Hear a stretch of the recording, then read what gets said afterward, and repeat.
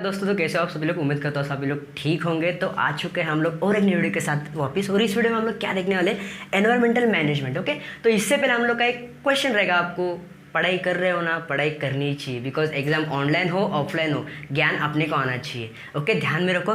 तो बढ़ते हैं अपने टॉपिक की तरफ, जिसका नाम है एनवायरमेंटल मैनेजमेंट। तो बच्चों ने एनवायरमेंटल क्या होता है, एनवायरमेंट क्या होता है ना। एक्चुअली पहले फर्स्ट ऑफ ऑल हम लोग देखेंगे एनवायरमेंट क्या होता है। एनवायरमेंटल मैनेजमेंट हम लोग बोले जा रहे हैं, बोल रहे हैं कि एनवायरमेंट का मैनेजमेंट कर रहा है, लेकिन आपको एनवायरमेंट ही मालूम नहीं, आप मैनेजमेंट कैसे करोगे।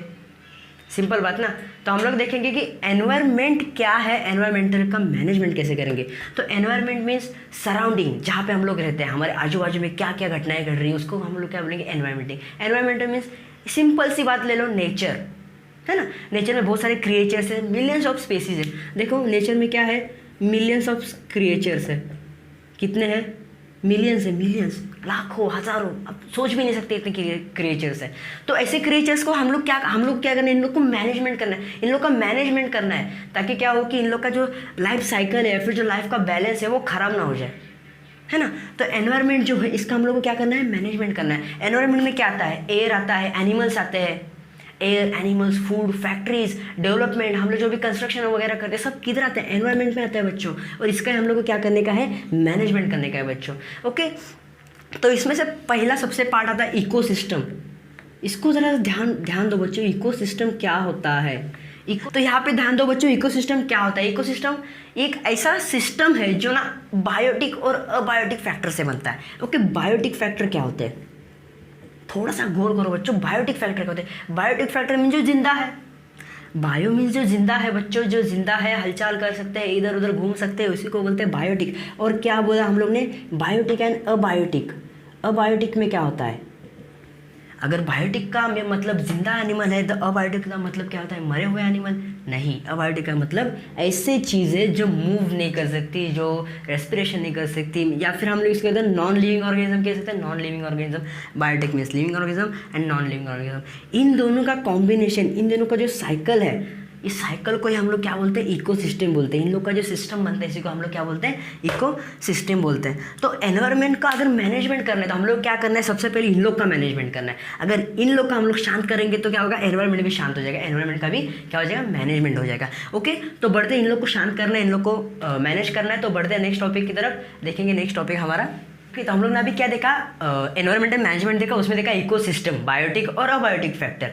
ओके, तो एनवायरमेंट में ना बहुत सारे ऐसे फैक्टर है, जो ना कुछ फैक्टर ऐसा है कि लाइक डर्टी भी है, लेकिन वो भी इंपॉर्टेंट है एनवायरमेंट मैनेजमेंट के लिए। ओके, तो आपको पहला देखते हैं हम लोग, फूड चेन देखते हैं। क्या देखते हैं, फूड चेन। देखो यहाँ पे हम लोग का क्या था, ग्रास थी ऐसी, ये हम लोग की ग्रास है। ओके, ग्रास को कौन खाएगा, ग्रास हॉपर खाएगा, ग्रास हॉपर खाएगा। ग्रास हॉपर को कौन खाएगा, फ्रॉग खाएगा। फ्रॉग को कौन खाएगा, स्नेक। स्नेक को कौन खाएगा, ईगल।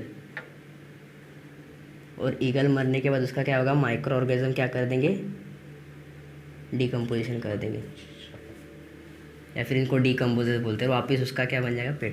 तो ये क्या है, हम लोग का एक नॉर्मल सा फूड चेन है। क्या है बच्चों, फूड चेन है। तो food chain means environmental management में फूड चेन का भी बहुत इंपॉर्टेंट रोल है। देखो यहाँ पे क्या है, ग्रास हॉपर है, सॉरी ग्रास है, ग्रास के बाद क्या है, ग्रास हॉपर है, उसके बाद क्या है, फ्रॉग है। फ्रॉग को कौन खाएगा, स्नेक खाएगा। स्नेक को कौन खाएगा, ईगल खाएगा। मीन्स ये सब आप अपने पे डिपेंड है। देखो अगर क्या होगा, फ्रॉग ही मिसिंग है, इसमें से क्या हुआ, फ्रॉग मिसिंग है। अगर इसमें ये फूड चेन में अगर फ्रॉग ही नहीं है, कोई फ्रॉग ही नहीं है, तो क्या होगा, ग्रास कम होती जाएगी। बिकॉज ग्रास हॉपर क्या करेंगे, ग्रास हॉपर बढ़ेंगे, ग्रास हॉपर बढ़ेंगे तो ग्रास कम होती जाएगी, और स्नेक भी कम हो जाएगी। स्नेक क्यों कम हो जाएंगे, बिकॉज स्नेक को खाने के लिए कुछ मिला ही नहीं, तो कोई जिंदा रह पाएगा बच्चों। अगर आपको 2-3 दिन के लिए खाने को दिया नहीं, तो आप चौथे दिन पे खाने पे टूट पड़ते हो। तो वैसे अगर स्नेक को कोई खाने को ही नहीं है, स्नेक कुछ को खाता है, फ्रॉग को खाता है। अगर फ्रॉग को स्नेक खा नहीं सकता, तो खाने के लिए कुछ है नहीं। अगर वो नहीं बचा तो स्नेक जिंदा बचेगा क्या, स्नेक जिंदा नहीं बचने वाला। स्नेक नहीं जिंदा बचेगा तो ईगल नहीं जिंदा बचेगा, ईगल जिंदा नहीं बचेगा। डिकम्पोजिशन किसका होगा भाई, अगर डिकम्पोजिशन नहीं होगा तो भाई ग्रास कहाँ से आएगा। सो दैट मीन्स क्या होगा कि ग्रास हॉपर की भी संख्या सिर्फ बढ़ती जाएगी। तो ये क्या होगा, पूरा सिस्टम मिल गया।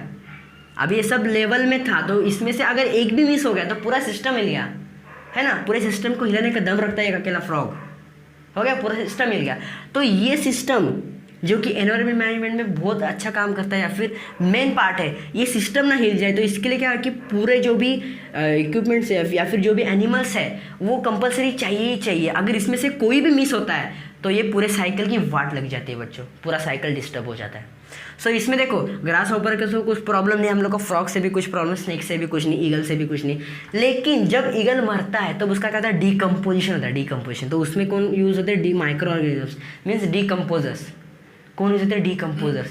तो डीकम्पोजर्स क्या होते हैं, गंदे होते हैं बच्चों, डर्टी होते हैं, बिकॉज उसका स्मेल आता है। ईगल मर जाता है तो 2-3 बार उसका डीकम्पोजन सड़ जाता है तो स्मेल आता है, तो ये हम लोग को गंदे लगते हैं। हम लोग को गंदे, भले हम लोग को गंदे लगे लेकिन ये भी क्या है, इंपॉर्टेंट पार्ट है। ओके, तो बोलने का मतलब यही बच्चों कि एनवायरनमेंट में खूब सारे, बहुत सारे ऐसे टाइप्स है या फिर बहुत सारे ऐसे माइक्रो ऑर्गेनिज्म है जो हम लोग को गंदे लगे, डर्टी लगते हैं, लेकिन वो भी क्या है, एक इम्पॉर्टेंट पार्ट है। क्या है वो, एक इम्पॉर्टेंट पार्ट है। बढ़ते हैं नेक्स्ट टॉपिक की तरफ। अभी हम लोग ने क्या देखा बच्चों, इकोसिस्टम देखा। अभी इकोसिस्टम का हम लोग क्या करेंगे, क्लासीफाई करेंगे, उसका एक अलग सा चार्ट बनाते हैं हम लोग। देखो सबसे पहले इकोसिस्टम, इकोसिस्टम जैसे कि आप सबको पता है इकोसिस्टम के मैंने बोले थे 2 पार्ट्स आते हैं। पहला पार्ट आता है अबायोटिक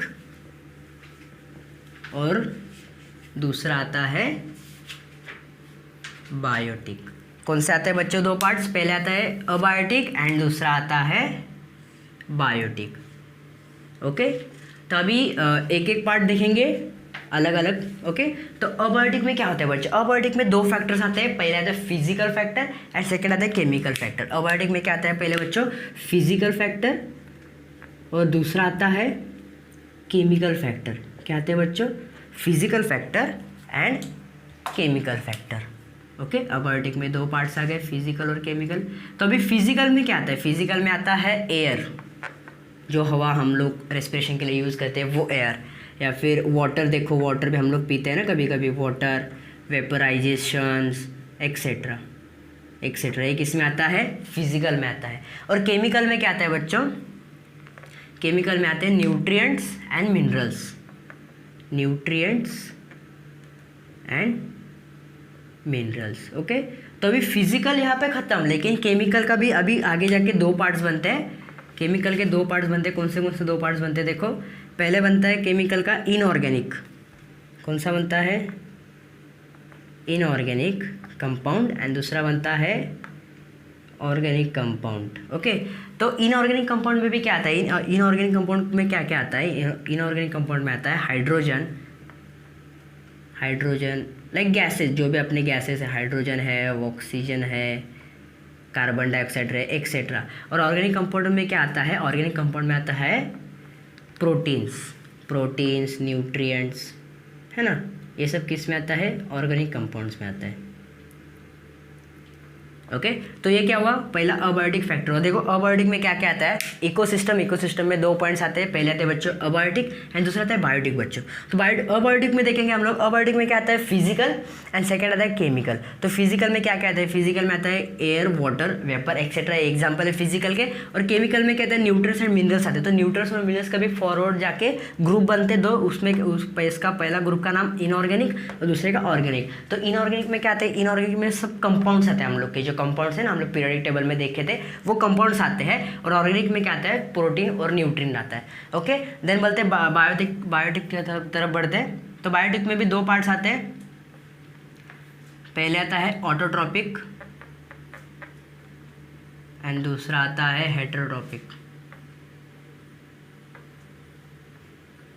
ओके, बायोटिक में कौन से पार्ट आते हैं, पहला आता है ऑटोट्रॉपिक और दूसरा आता है हेटेरोट्रॉपिक। तो हेटेरोट्रॉपिक में 2 आते हैं, 2 पार्ट्स आते हैं बच्चे हेटेरोट्रॉपिक में कौन से 2 पार्ट्स आते हैं, एनिमल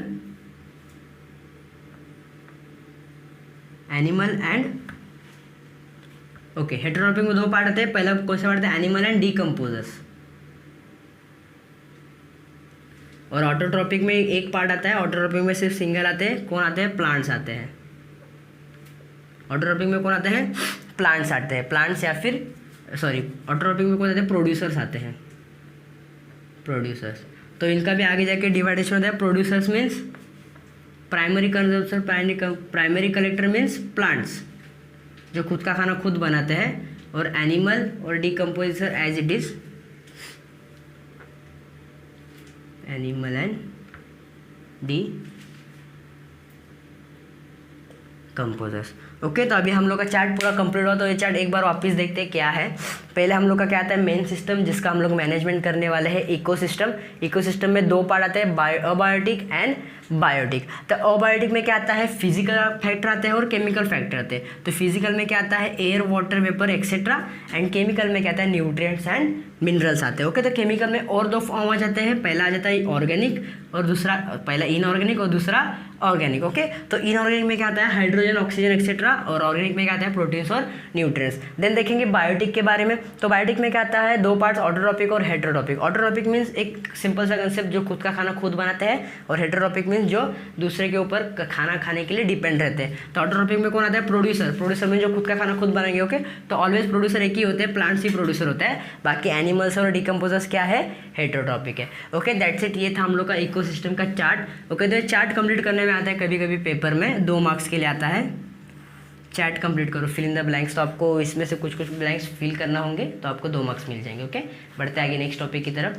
तो बच्चों अभी हम लोग ने क्या देखा, इकोसिस्टम देखा। बच्चों क्या देखा, इकोसिस्टम देखा, उसके पार्ट्स देखे। तो अभी हम लोग क्या देखने वाले, एक फैक्टर देखने वाले, या फिर ऐसे कुछ फैक्टर जो एनवायरनमेंट को अफेक्ट कर रहे हैं, क्या कर रहे हैं, एनवायरनमेंट को डिस्ट्रॉय कर रहे हैं, एनवायरनमेंट को अफेक्ट कर रहे हैं। तो उसमें से 2 फैक्टर आते हैं। पहले आते हैं नेचुरल फैक्टर और दूसरे आते हैं मैनमेड।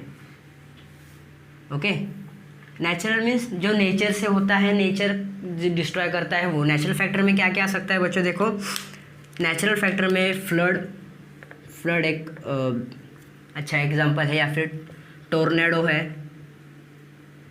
ना। ऐसे बहुत सारे एग्जांपल्स हैं नेचुरल फैक्टर में, जो भी क्या करते हैं, एनवायरनमेंट को डिस्ट्रॉय करते हैं। देखो अभी किसी पर्टिकुलर जगह पे अगर फ्लड आता है, जंगल में फ्लड आते हैं, तो पूरा क्या हो जाएगा, ट्रीज पूरा बर्बाद हो जाएगा।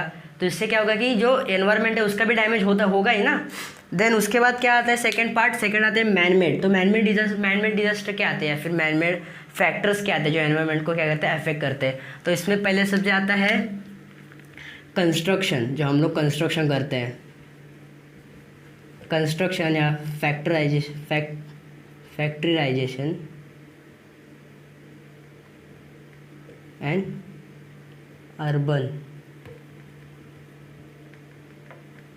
Urban countries. ओके, तो कंस्ट्रक्शन में क्या होता है कि बेसिकली हम लोग क्या करते हैं, एक पर्टिकुलर जगह पे हम लोग को अगर रोड बनाना है, तो हम लोग क्या करेंगे, वो जगह पे जो जितने भी पेड़ है सब पेड़ को काटेंगे। तो इसका मतलब क्या होगा कि हम लोग ने एनवायरनमेंट को एक तरह से डिस्ट्रॉय कर दिया, अफेक्ट कर दिया। फैक्टराइजेशन में क्या आता है कि फैक्ट्रीज बढ़ रही है, आप देख सकते हो फैक्ट्रीज बढ़ रही है, फैक्ट्री से निकलता हुआ धुआं एयर को पोल्यूट कर रहा है, उससे निकलता हुआ केमिकल नदियों को पोल्यूट कर रहा है। तो इससे क्या होगा, ये भी एनवायरनमेंट को क्या हुआ, हम लोगों ने अफेक्ट किया। देन कहता है urban countries. Urban countries mean हम लोग का जो पॉपुलेशन है बहुत इंक्रीज होते जा रहा है। तो उससे क्या हो रहा है कि पॉपुलेशन इंक्रीज होते जा रहा है और एयर भी खराब होती जा रही है। तो इसका भी इफेक्ट इनडायरेक्टली किसके ऊपर पड़ता है, एनवायरनमेंट पे पड़ता है। ओके, तो अभी ये 2 फैक्टर थे एनवायरनमेंट को अफेक्ट करने वाले, कौन से, नेचुरल और मैनमेड। नेचुरल में क्या है, टोर्नेडो, फ्लड है, ऐसे फैक्टर्स। और मैनमेड में क्या आता है, कंस्ट्रक्शन, फैक्टराइजेशन, अर्बनाइजेशन, ये सब आता है। ओके, देन बढ़ते हैं नेक्स्ट टॉपिक की तरफ। अभी देखो एनवायरनमेंट का हम लोग ने जो फैक्टर अफेक्ट करे उन लोग को तो देखा, लेकिन अभी ये फैक्टर से हम लोग को क्या करना है, एनवायरनमेंट को क्या करना है, कंजर्व करना है। एनवायरनमेंट को क्या करना है, एनवायरनमेंट को सेव करना है। ओके, क्या हम लोग अभी एनवायरनमेंट को अफेक्ट करने वाले फैक्टर देखे, अभी हम लोग क्या करना है, एनवायरनमेंट को कंजर्व करना है। तो एनवायरनमेंट को कंजर्व करने के लिए हम लोग क्या करेंगे, ज़्यादा से ज़्यादा ट्री लगाएंगे। क्या लगाएंगे, ज़्यादा से ज़्यादा ट्रीज़ लगाएंगे। ज़्यादा से ज़्यादा क्या करेंगे, ट्रीज़ लगाएंगे। ट्रीज़ लगाने से क्या होगा बच्चों, जो हवा में कार्बन डाइऑक्साइड की मात्रा जो बढ़ती जा रही है दिन ब दिन फैक्टराइजेशन से, वो कम होती जाएगी और ज़्यादा स्पेसीज सर्वाइव कर पाएंगे। ट्रीज़ नहीं है तो ऑक्सीजन का प्रोसीजर नहीं हो रहा है, तो बहुत सारे ऐसे स्पेसीज हैं जो ना रेयर हो गए, मर गए, मतलब ऐसा धीरे धीरे वैनिश होते जा रहे हैं अर्थ से। तो उनको बचाने के लिए ट्रीज सेव कर सकते हैं। ओके, देन हम लोग के जो फैक्ट्रीज है, फैक्ट्रीज के जो भी कैनल्स होते हैं, कैनल्स, वो उनकी ना हाइट बढ़ाएंगे। क्या करेंगे, हाइट बढ़ाएंगे। तो उससे क्या होगा, अगर हम लोग उसकी हाइट बढ़ाएंगे तो वो जो भी धुआं जो भी आता है फैक्ट्री से, वो क्या करेगा, हाई लेवल पे जाएगा। और जो नीचे जो भी हम लोग ऑक्सीजन यूज़ करते हैं, जो लो लेवल एयर का जो ऑक्सीजन यूज़ करते हैं, वो उसमें मिक्स नहीं होगा। उसमें मिक्स नहीं होगा तो क्या नहीं होगा, हम लोग का अस्थमा या फिर हार्ट अटैक इन जैसे बीमारी से जूझना नहीं पड़ेगा ना। आज अगर आप देखोगे हर तीसरा या फिर चौथा आदमी अस्थमा से जूझ रहा है। बिकॉज ये सब क्यों हो रहा है, बिकॉज फैक्टराइजेशन बढ़ा। तो फैक्टराइजेशन में क्या हुआ, हवा में भी पॉल्यूशन हुआ, तो उसकी वजह से। देन हम लोग क्या करेंगे, जो भी कैनल्स है, कैनल्स की क्या करेंगे, हाइट बढ़ाएंगे, कैनल्स की हाइट क्या करेंगे, बढ़ाएंगे।